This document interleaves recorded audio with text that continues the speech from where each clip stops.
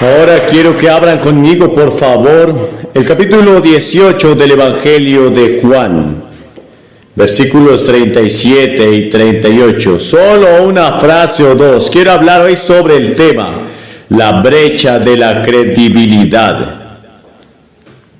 Hoy escuchamos mucho sobre la brecha de la credibilidad, y aquí hay un pasaje muy interesante en un encuentro que tuvo Jesucristo con Pilato.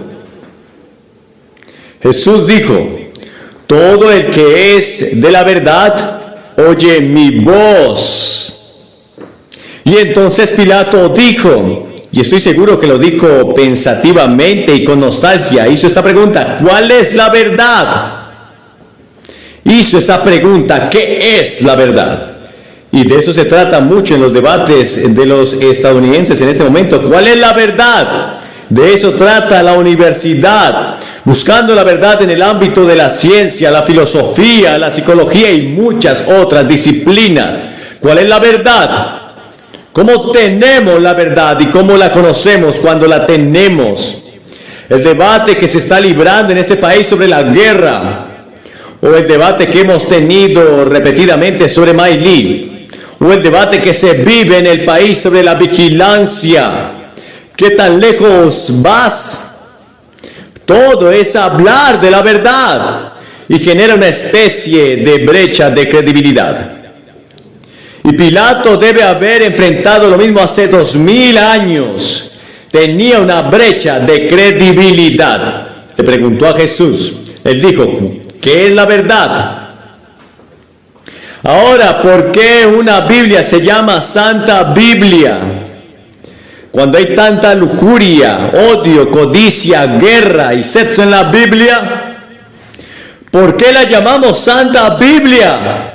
No puedes elegir ningún libro que tenga más odio, más matanzas, más guerras, más mezquindad, más maldad, más engaños que la Biblia.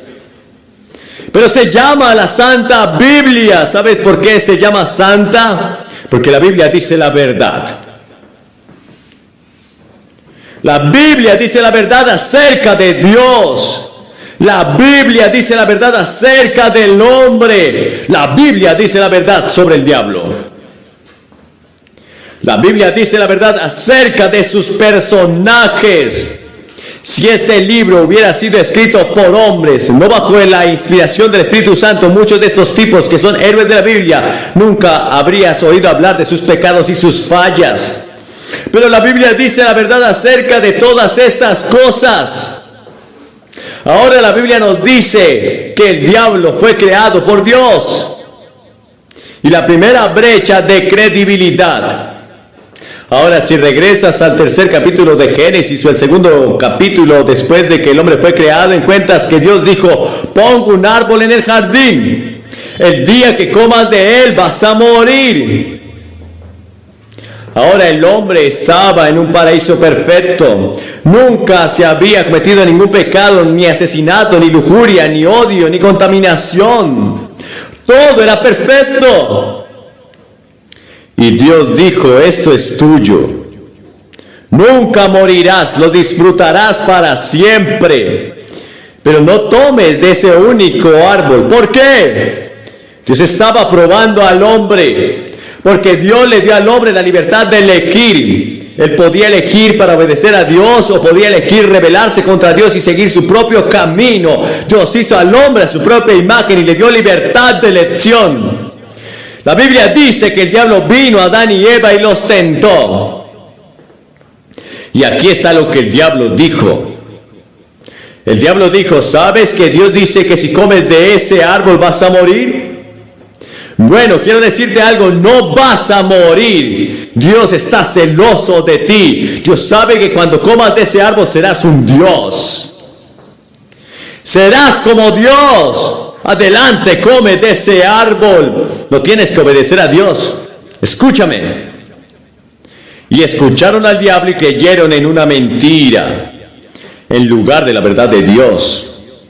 El hombre se rebeló contra Dios y todos los problemas, todos los sufrimientos, todas las guerras de toda la historia han venido como resultado del hecho de que el hombre está en rebelión contra Dios. El diablo creó la primera brecha de credibilidad. Ahora la Biblia enseña que vendrá un tiempo cuando el anticristo se levantará. Será el diablo encarnado en un hombre. Y eso es algo en un día futuro. No sé cuándo será, pero la Biblia enseña que el anticristo va a gobernar toda la tierra. Incluso algunos creyentes profesantes van a ser engañados por el anticristo. Y habrá paz, será un hombre de paz y traerá la paz al mundo. Pero será una paz engañosa, una paz corta y no será larga, será la paz del diablo. La paz permanente solo vendrá cuando el Hijo de Dios venga en la persona de Jesucristo y se establezca su reino y destruya al diablo. La Biblia enseña que el diablo será arrojado al lago de fuego y azufre. Y ya no más serás atormentado por el diablo. Yo diría, Señor, date prisa, porque el diablo está causando muchos problemas. Ahora la Biblia enseña que el hombre cree en la mentira antes que en la verdad. Y la Biblia dice que cambiamos la verdad de Dios por la mentira del diablo. Sobre el sexo, por ejemplo, los jóvenes piensan que pueden seguir adelante y vivir en una sociedad permisiva y salirse con la suya, crear su propio error y crean sus propios problemas y traen tanto daño a su conciencia y a su mente, pero también a su cuerpo. Las enfermedades venéreas ahora en esta ciudad y en este país infectan de cada 5 jóvenes a 4 ahora mismo y causa locura y ceguera y todas las otras cosas, pero no puedes decirles nada. No puedes decirles nada y creen que van a salir adelante. Pero sí sé que los jóvenes escuchan por todos lados que pueden tener felicidad a través de las relaciones sexuales fuera del matrimonio. Quiero decirles que la Biblia dice que la paga del pecado es la muerte y nunca puedes cometer un pecado sexual y salirte con la tuya. Dios se encargará de ello y te atraparán y tendrás que pagar por ello. O las drogas. ¿Sabías que leí el otro día que en Florida las drogas han aumentado? El uso de las drogas duras en Florida han aumentado en 15 años un 6,000%. Hasta ahora millones de jóvenes y viejos están involucrados en las drogas. Millones de jóvenes y pronto podríamos convertirnos en una nación drogada. Y supongamos que un enemigo viniera a una nación drogada y le diría ríndase, o de lo contrario no tendrán fuerzas para mover un dedo porque están drogados. O el alcohol. Ahora bien, el alcoholismo es una enfermedad, eso lo sabemos, pero no comienza como una enfermedad, comienza por un acto deliberado. Y algunos pueden tomarlo y dejarlo y lo logran, pero nunca se sabe quién.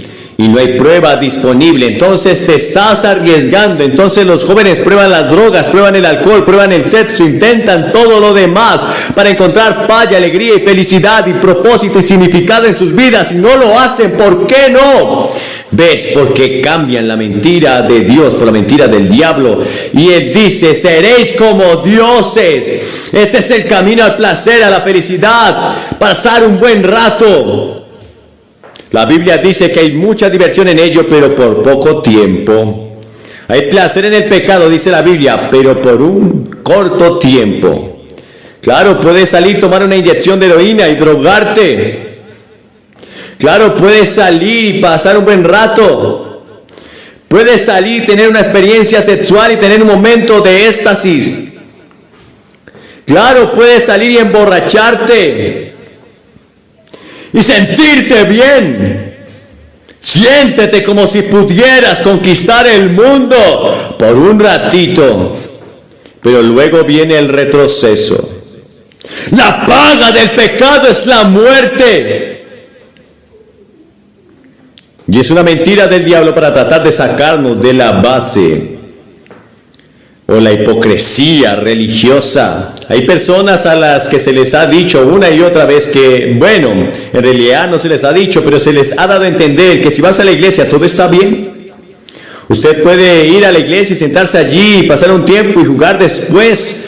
O en lugar, dice el predicador, si vas a la iglesia 1 hora a la semana, eso cubrirá todo lo demás del resto de actividades de la semana. Y esa es una mentira del diablo, porque es una conversión diaria. Leíste yo leí sobre un perro que pasó en Virginia y nadie sabe cómo ni por qué, pero siempre va los domingos a la iglesia metodista, recorre 1 milla, así es.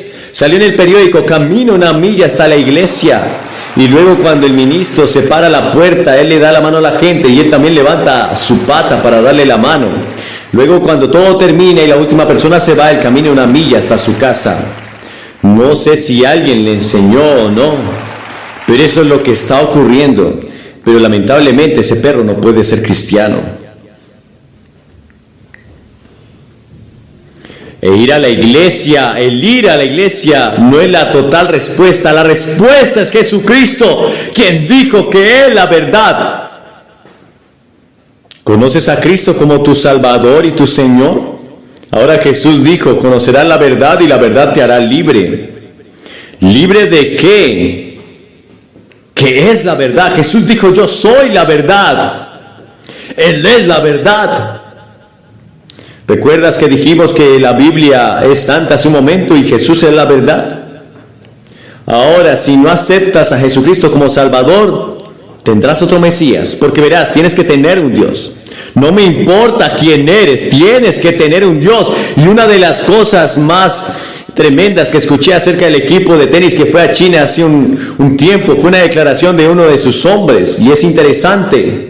Dijo que lo que más le impresionó de China es que la foto de Mao Zedong está en todos lados como si fuera Jesús, y que las personas viven y de allí están adorando a Mao Zedong como si fuera un Dios.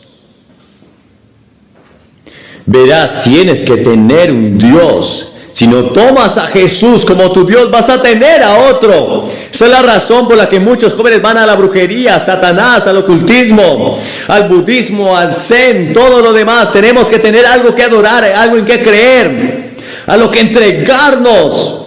¿Por qué no hacerlo con Jesús, Jesucristo?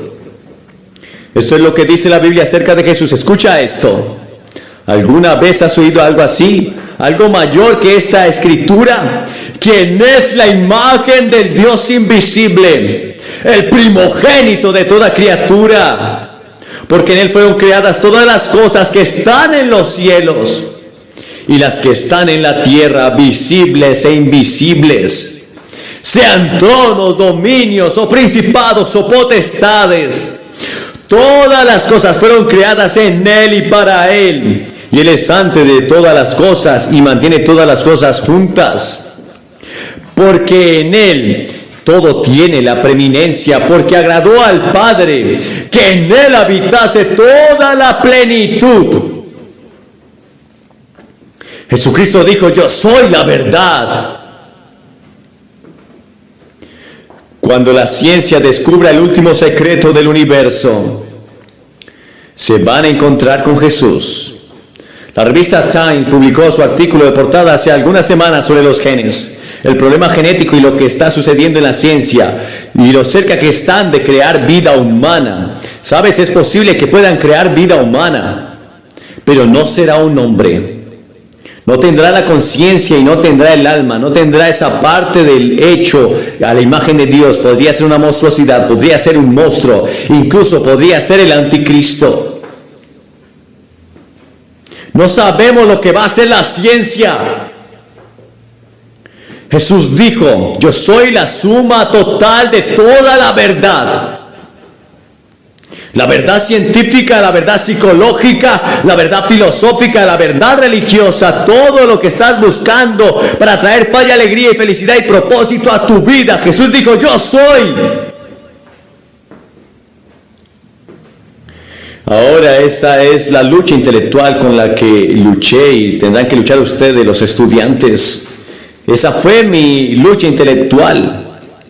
No puedo probarlo, pero la Biblia continúa indicando que si acepta a Jesucristo como Salvador y Señor, y lo hace Señor de su vida, Él perdonará todos sus pecados y se convertirá en el secreto del propósito y sentido de su vida, y le dará una razón para existir y traerá alegría y paz a su corazón. Ahora, Él no dijo que te quitaría los problemas. Aquí es donde tienen que los jóvenes no enredarse. Él no promete eliminar los problemas, no promete eliminar todos los complejos.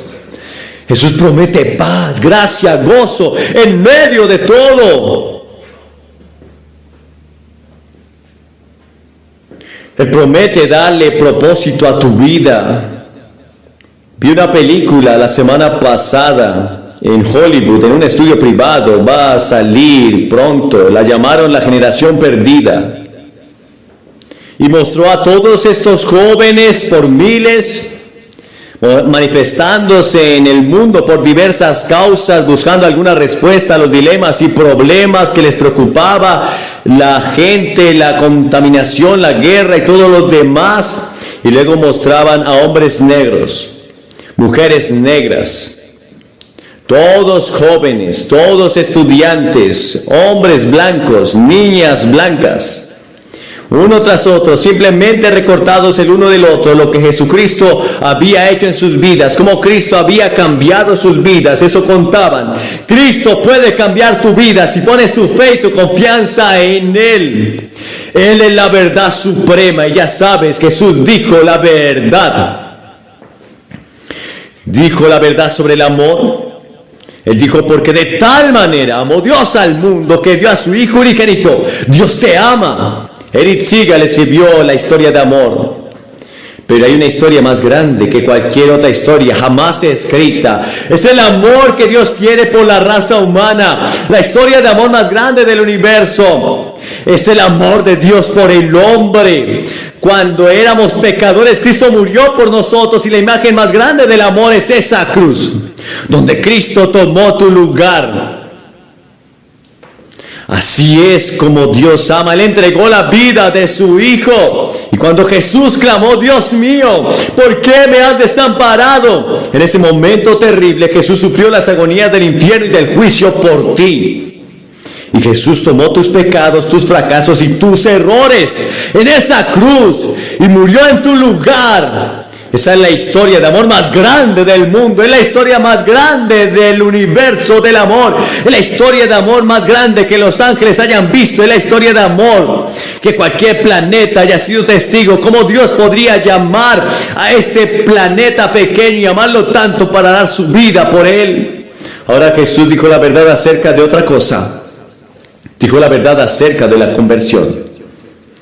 No dejes que esa palabra te desanime, no dejes que te asuste. La Biblia enseña que si vas a llegar al cielo y tus pecados serán perdonados, tienes que convertirte. Y esa palabra convertirse significa ser cambiado.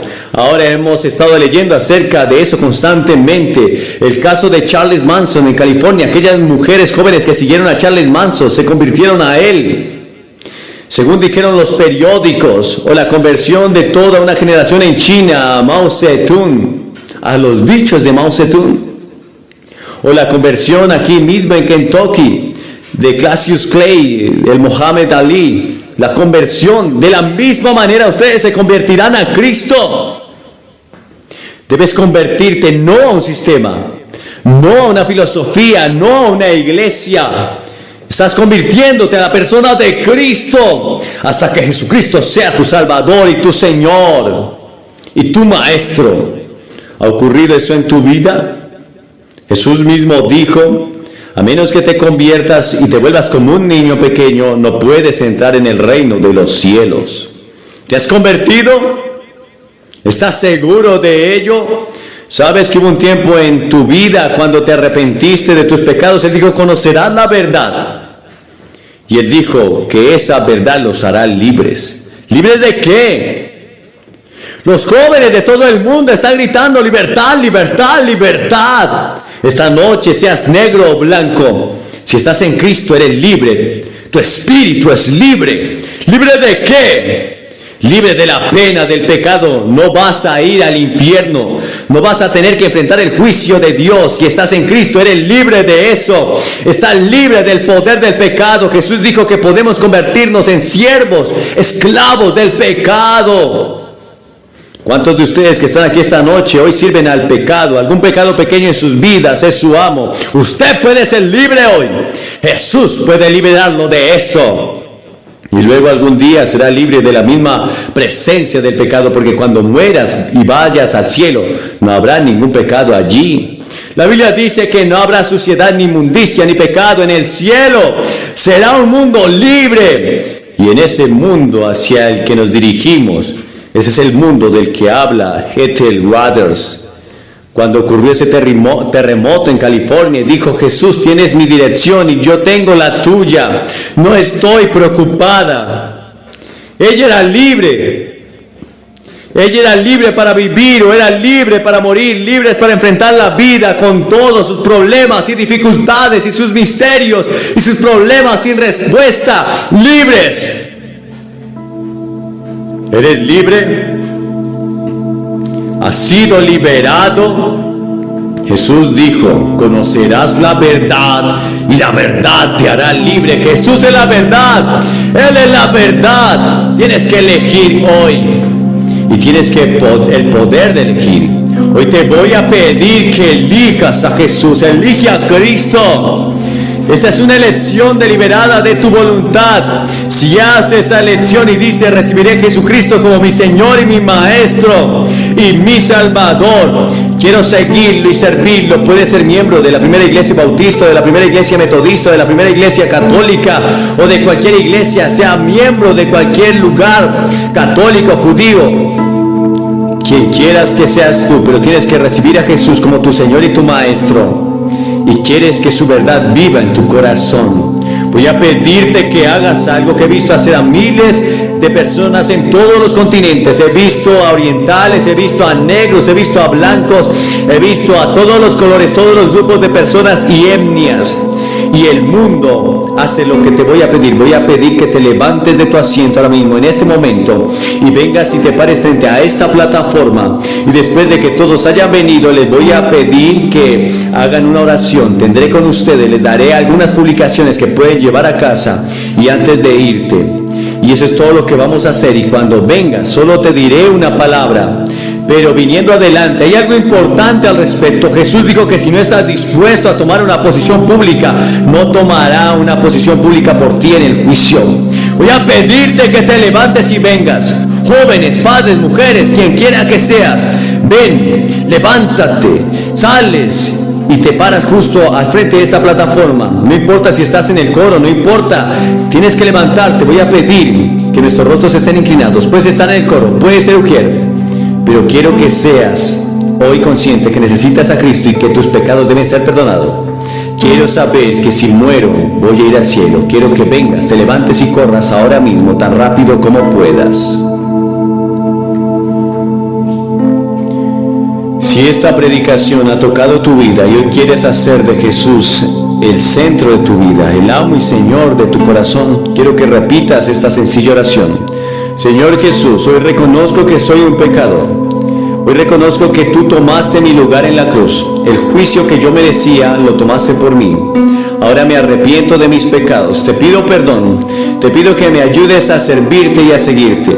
Quiero recibirte en mi vida, en mi corazón, como mi Maestro, Señor y Salvador. Que me ayudes a cambiar y me ayudes a vivir finalmente para ti. Si hiciste esta sencilla oración, creemos que has nacido de nuevo. Busca una iglesia cristiana donde se predique la palabra de Dios.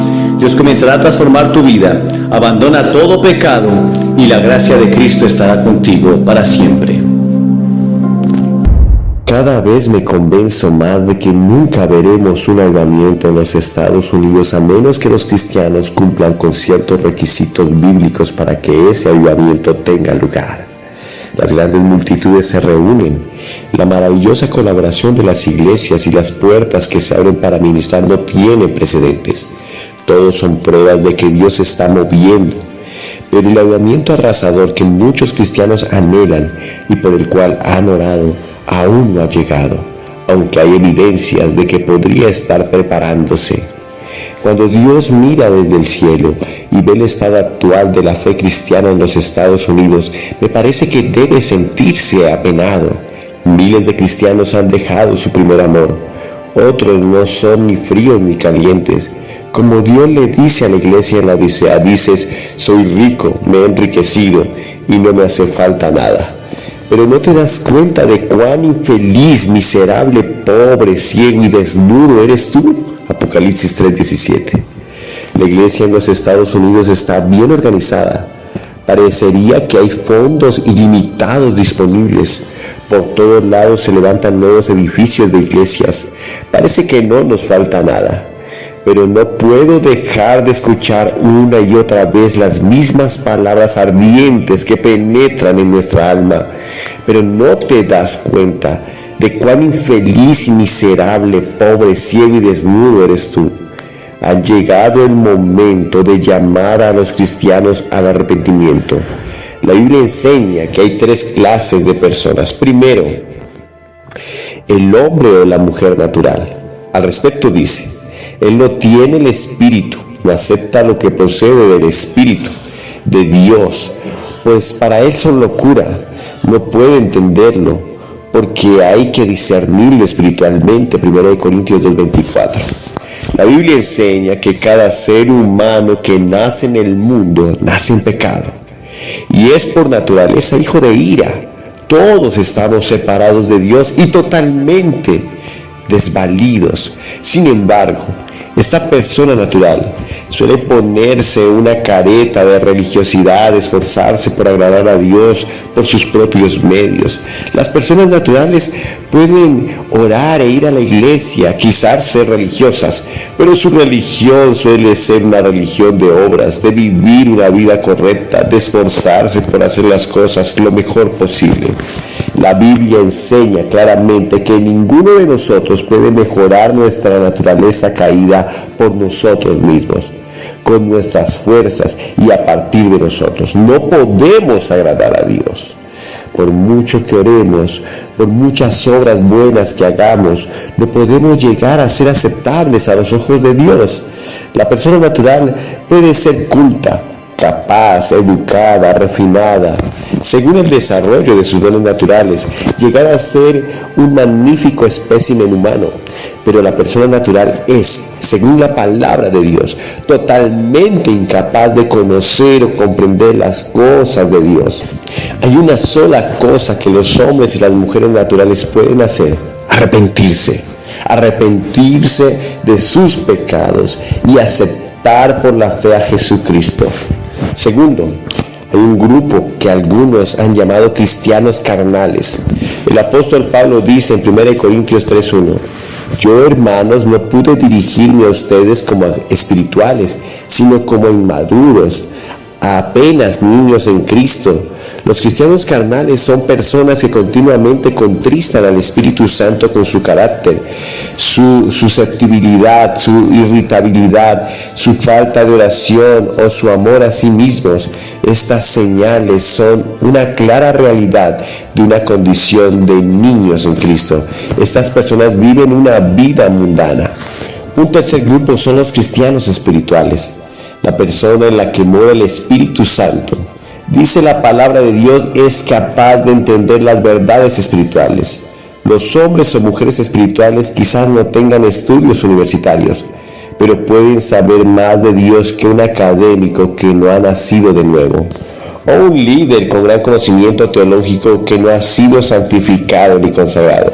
Para el cristiano espiritual sabe todo un espectro de conocimiento espiritual del que el mundo no sabe nada y de que el cristiano mundano solo puede tener una muy vaga idea.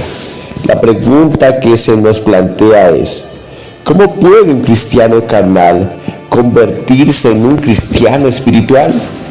Quizá hubo algún tiempo en que usted era un cristiano espiritual, aún conservaba su primer amor y su corazón ardía de amor por Dios.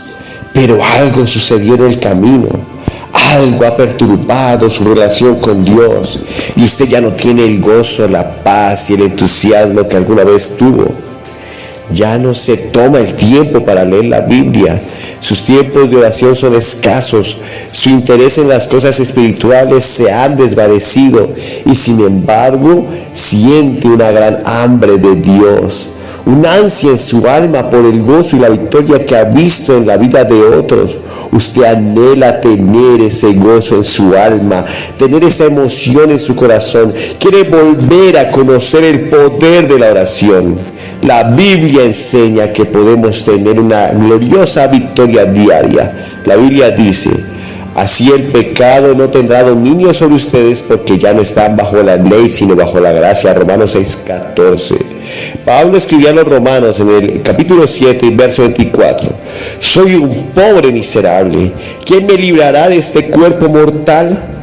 Y luego responde de esta forma su propia pregunta: gracias a Dios por medio de Jesucristo nuestro Señor y Salvador. Romanos 7:25.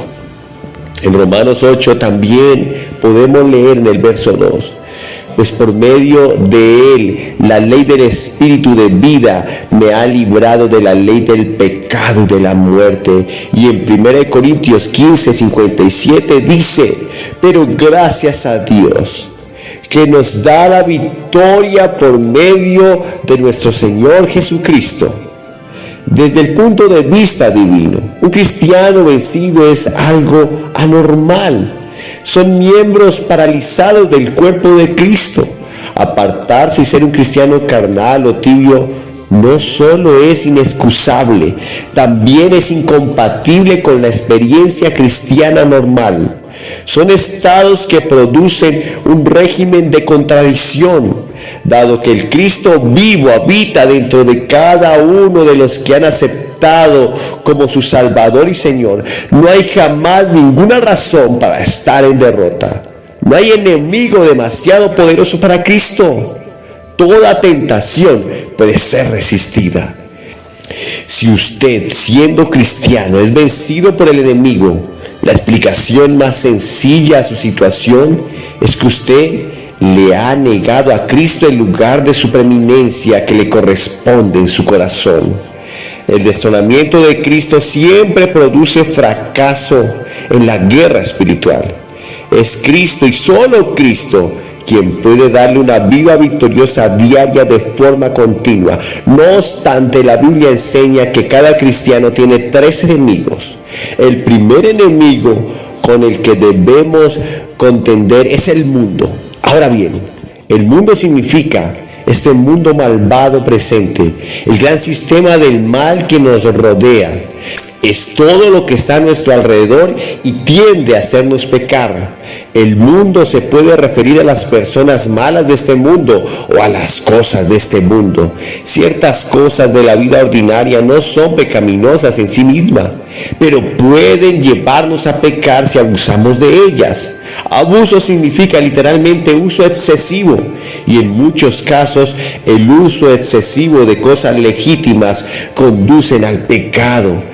Pensar sobre las necesidades de la vida y ocuparse de la familia es esencial, pero esto puede degenerar en ansiedad, y entonces, como Cristo nos recuerda, los cuidados de esta vida ahogan la semilla espiritual en el corazón. Marcos 4:19.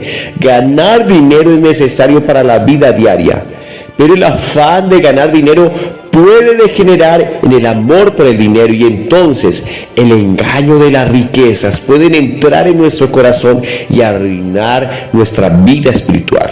La Biblia nos amonesta: no amen el mundo ni nada de lo que hay en el mundo. 1 Juan 2:15.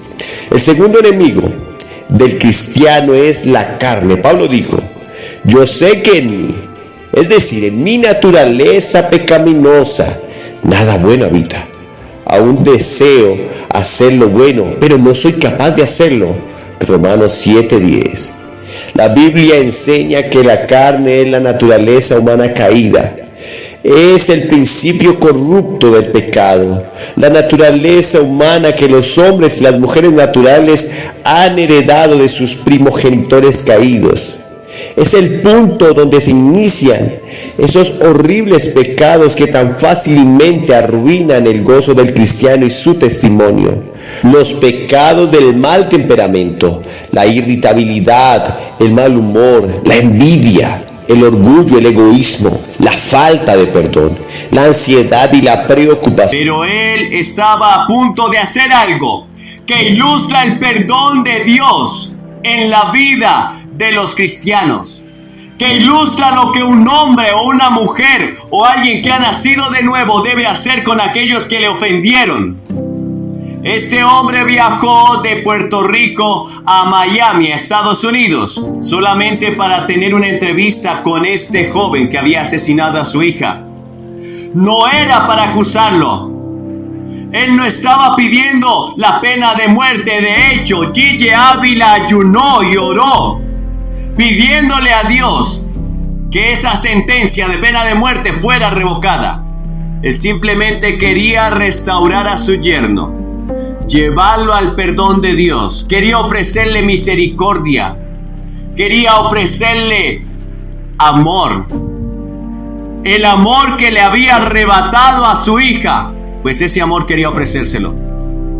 Gigi Ávila contó más tarde que para él no fue fácil, que cuando él entró a ese apartamento que estaba todo teñido de sangre, sentía que se desmayaba, sentía que no podía, que cuando miraba esas paredes salpicadas de sangre sentía que no iba a ser capaz de perdonar, pero en ese mismo momento rogaba, pidiéndole a Dios que le diera la fuerza de perdonar como Él lo había perdonado, que le diera la fuerza de amar como Él nos ama, que le diera la fuerza de soportar como el mismo Cristo soportó la cruz por nosotros. Así que Gigi Ávila se entrevistó con este joven en la cárcel. Lo reconcilió con Cristo, le brindó perdón, le abrazó y le amó. ¿Qué tan dispuesto estás tú a perdonar a tu hermano? ¿Hasta dónde llega la medida de tu perdón? ¿Hasta qué punto podrías perdonar? La historia que acabamos de leer, la parábola que acabamos de leer, ilustra el perdón de Dios hacia los hombres y el perdón de los hombres hacia sus hermanos. Había una deuda que tú y yo no podíamos pagar. La Biblia dice que la paga del pecado es la muerte. Y está escrito en Romanos 6:23 que todos pecaron y están destituidos de la gloria de Dios. Cuando Dios miró en el cielo y en la tierra y debajo de la tierra, alguno que fuera capaz de abrir el libro y desatar los sellos, no había ninguno.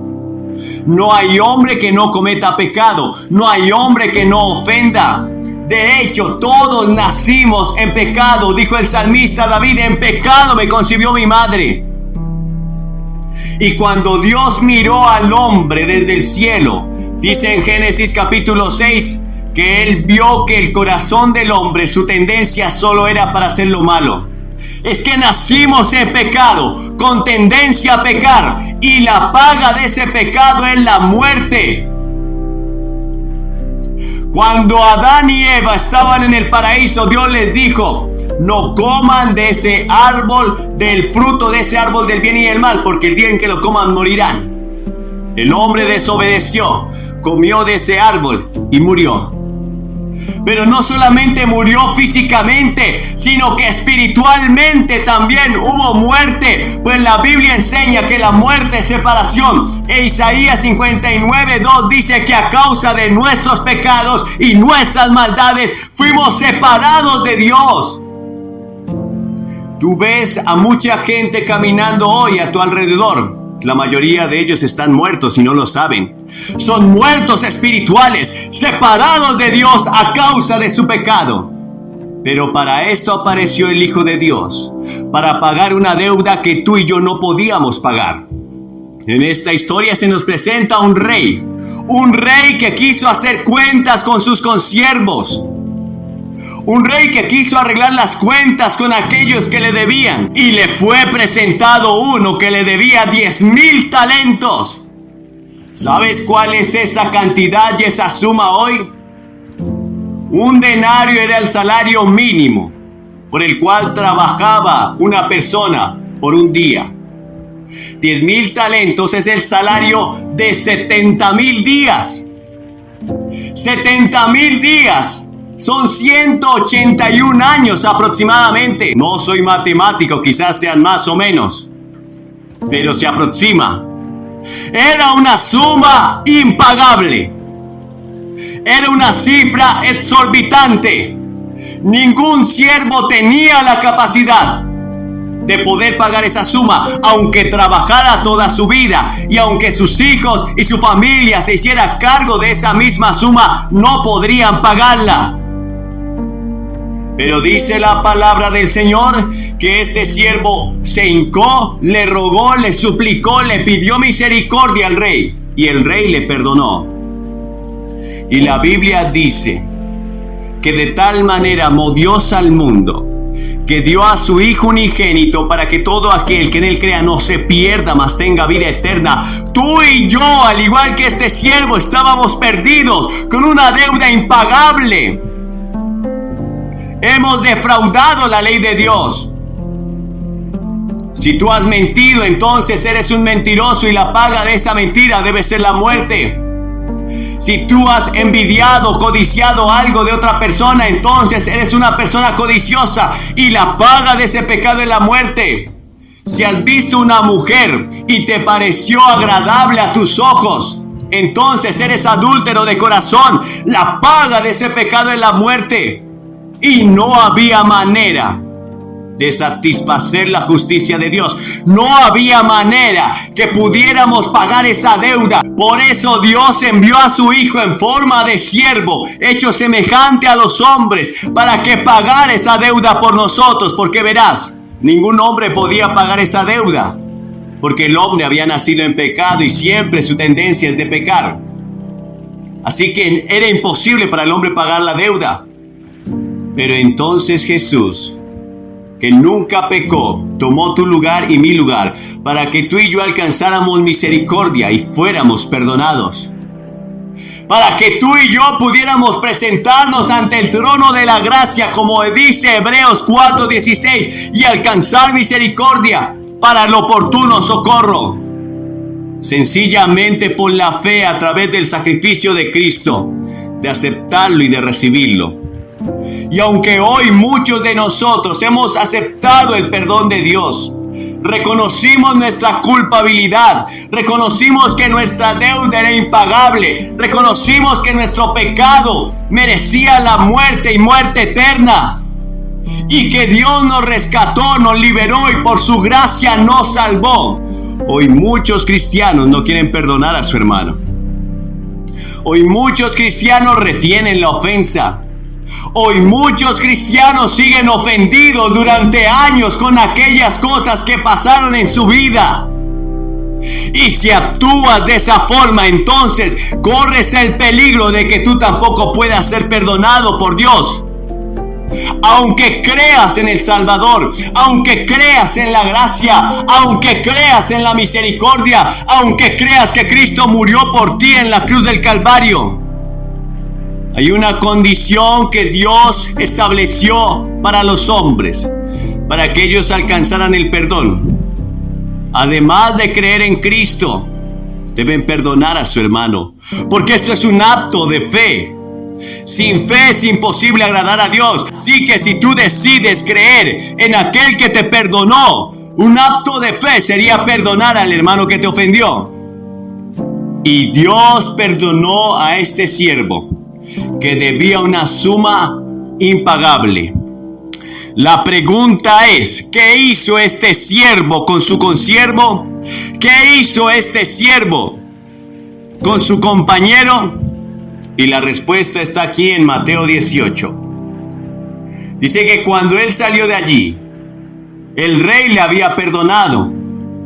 El rey iba a tomar a cuenta su vida, le iba a echar a la cárcel a él y a su familia, y los iban a utilizar en campos para hacerlos trabajar forzosamente. No podrían pagar la deuda, pero toda su vida iban a ser esclavos. Pero el Señor les perdonó y les dejó libres. Pero dice la Biblia que salió aquel siervo y vio a uno de sus consiervos que le debía 100 denarios, es decir, el salario de aproximadamente 3 meses. Era una suma considerable, pero de ningún modo se podía comparar con la suma que debía este siervo. Por supuesto que era una suma considerable para aquel tiempo, y lo es hoy, pero de ningún modo se podía comparar.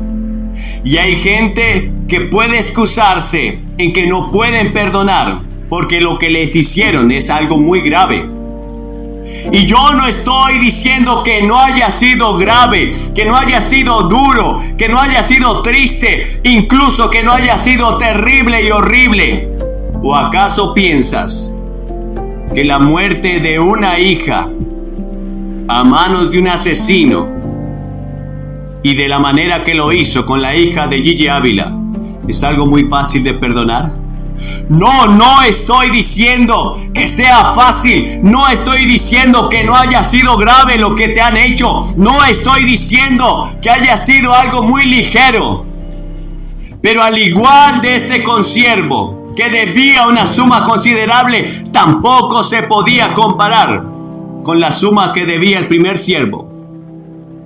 100 denarios comparados con 10,000 talentos de plata no se puede comparar. No hay cómo ponerlos en la balanza y que ésta no se incline. De la misma forma, no podemos comparar las ofensas que hayan hecho contra nosotros. No podemos comparar los pecados que hayan hecho contra nosotros y decir que no los podemos perdonar. Dios te perdonó a ti. Cuando eres un adúltero, un asesino, un mentiroso, alguien dirá: yo no soy nada de eso. Vuelvo a repetirte: si odias a tu hermano en tu corazón, entonces eres un asesino. Si lo odiaste, entonces fuiste un asesino, porque cualquiera que odia a su hermano ya cometió homicidio en su corazón.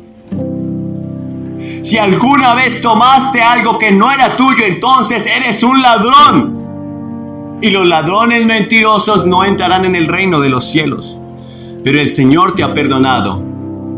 La pregunta es: ¿qué tan grande fue el pecado que hicieron contra ti que no seas capaz de perdonar? En este capítulo 18 el Señor está hablando sobre el perdón. Pues el apóstol Pedro le estaba preguntando unos versículos antes: ¿cuántas veces debo perdonar a mi hermano que peque contra mí? ¿Hasta 7? Dijo Pedro. El Señor le dijo: no te digo hasta 7, sino aún 70 veces 7. Él no estaba diciendo que había un número límite para perdonar. No, estaba diciendo que tu perdón debe ser infinito, indefinido. Siempre deberás perdonar. Si eres casado, siempre tendrás que estar dispuesto a perdonar, porque todos los días vas a recibir ofensas. Si eres padre, tendrás que estar dispuesto a perdonar. Si eres hijo, tendrás que estar dispuesto a perdonar.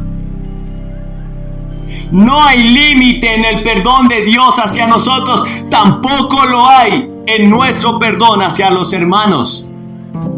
100 denarios debía este consiervo, y entonces aquel hombre que había sido perdonado de esta deuda impagable, dice que lo tomó, lo ahogó, lo asió y lo entregó a la cárcel. Lo mandó a echar a la cárcel hasta que le pagaran la deuda. Quizás este hombre dijo: ahora tu esposa y tus hijos tendrán que trabajar para pagarme la deuda. Dice la palabra del Señor que aquellos consiervos, la gente que lo rodeaba, se dio cuenta de lo que estaba pasando. Y fueron y lo refirieron ante el rey. Y cuando el rey escuchó esto, se llenó de ira. El rey se llenó de indignación y lo mandó a llamar y le preguntó: ¿cómo yo te pude perdonar toda aquella deuda impagable? ¿Y por qué tú no pudiste perdonar a tu hermano? El rey ni siquiera se refirió a la deuda que le debían a él. ¿Cómo fue que yo te pude perdonar y tú no puedes perdonar a tu hermano? El corazón de Dios no puede comprender cómo Él nos perdonó cuando andábamos muertos en nuestros delitos y pecados, y cómo nos sigue perdonando. Porque aún después de ser cristianos todos los días fallamos, pero su perdón, su gracia y su misericordia son ilimitadas. Nuevas son sus misericordias cada mañana. Por eso Dios no puede comprender cómo tú y yo retenemos el odio, el resentimiento.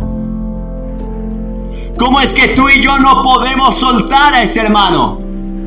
Y entonces el rey le dice en el verso 33, ¿no debías tú también tener misericordia de tu consiervo como yo tuve misericordia de ti? Entonces su señor enojado le entregó a los verdugos hasta que pagase todo lo que debía. Escuchen esto. El rey le entregó a los verdugos. ¿Qué clase de verdugos? ¿Qué es un verdugo? Si ustedes van a una definición, algunas de esas definiciones hablan de personas que causan dolor, personas que están allí para castigar, para afligir. Eso era un verdugo. ¿Cuántas personas hay hoy en la iglesia que han sido entregadas a demonios? Y no porque Dios los haya entregado, no, sino porque la falta de perdón es una puerta abierta a Satanás. Y dice en Efesios 4:27, no deis lugar al diablo. Es decir, que cuando no perdonas, tú mismo le estás abriendo puerta a los demonios para que ellos vengan a matar, robar y a destruir. ¿Te das cuenta de la gravedad del asunto? Hay un cerco sobre aquellos que tienen un corazón limpio, entregado al Señor. Pero hay una puerta abierta, una brecha abierta a aquellos que decidieron no perdonar. De hecho, la ciencia ha confirmado que muchas de las enfermedades del corazón, que muchas de las enfermedades de los huesos tienen que ver con resentimientos. Son enfermedades psicosomáticas, personas que han retenido estrés, personas que han retenido allí tristezas, angustias, depresiones, que no han podido perdonar. Y entonces hay verdugos que vienen a hacerte daño, a afligirte. Dice que el rey le mandó a echar a la cárcel. ¿Cuántas personas hoy están en cárceles de tristeza? ¿Cuántas personas hoy están en cárceles de locura? ¿Cuántas personas hoy están en cárceles de amargura? Y podemos referirnos al Salmo 32, donde el mismo salmista David dijo: mientras callé se envejecieron mis huesos, en mi gemir todo el día. Podríamos decir, si lo trasladáramos al tiempo de hoy, que mientras él estuvo callado, reteniendo el dolor, reteniendo el odio, el resentimiento en su corazón, sus huesos se llenaron de artritis. Mi pecado te declaré, dijo David. Entonces dije, confesaré mis pecados y mis transgresiones a Jehová. Y él volvió a traer otra vez la paz que necesitaba ese corazón. Es una palabra sencilla. Es un ejemplo tremendo el de Gille Ávila. Dios le dio la capacidad de amar y de perdonar al asesino de su hija y al padre de sus nietos. Cuando mucho tiempo después, entrevistaron a Gille Ávila, declaró que jamás pensó en hablarle mal a sus nietos de su padre. Por el contrario, siempre lo excusó en la debilidad humana, siempre lo excusó en que él le abrió puertas al enemigo y que estaba bajo la influencia de drogas psicoactivas. Pero les decía aún, su padre realmente no era así. El diablo lo utilizó y él le dio lugar a Satanás. Pero la misericordia de Dios lo restauró. Y aún allí en la cárcel Dios lo salvó. Yo pregunto, ¿Qué tan dispuesto estás a perdonar? Es una pregunta retórica. Que Dios guarde tu vida, tu casa y tu familia, pero ¿tú estarías dispuesto a perdonar algo así? ¿Quisieras pasar por esa prueba de dolor? Tampoco estoy diciendo que Dios haya hecho eso para enseñarnos el perdón, no. Simplemente Jesús dijo que en el mundo tendríamos aflicción. Por eso necesitamos un corazón perdonador, porque vivimos en una creación caída que está dominada por Satanás, y cualquiera de nosotros podría pasar por un terrible dolor. Nuestros hijos no están exentos de caer. Este mundo es controlado por Satanás. Los hijos del diablo abundan en esta creación y controlan todo el sistema. Constantemente tendremos que perdonar, amados, porque si no perdonan a los hombres sus ofensas, dijo el Señor, tampoco mi Padre Celestial los perdonará a ustedes. Es algo grave, es algo difícil, pero si Dios te perdonó, Él te ha dado la capacidad de perdonar. Si Dios te amó y me amó cuando estábamos muertos en nuestros delitos y pecados, Él también nos ha dado la capacidad de amar. Así que es tiempo que ejerzamos el perdón. El perdón no es un sentimiento. El perdón tampoco es una sensación. No ocurre porque sientas un toque espiritual, no. El perdón es una decisión. Jesús, estando en Getsemaní, no quería ir a la cruz. Dijo, Padre, si quieres pasa de mí esta copa. Pero Él decidió por encima de sus emociones y sentimientos ir a la cruz por ti y por mí. De la misma forma, el perdón no es un sentimiento, no es una emoción. Nadie puede orar por ti para que tengas fuerza para perdonar. No, tú decides perdonar porque crees en aquel que murió y resucitó y te perdonó a ti tus propios pecados. Decides perdonar y decides hacer la voluntad. Y cuando alguien decide hacer la voluntad de Dios, aunque no lo sienta en su corazón, entonces es una persona que ha ejercitado su fe en el Señor. De ningún modo creas que hay hipocresía en hacer lo que Dios manda, aunque no lo sientas.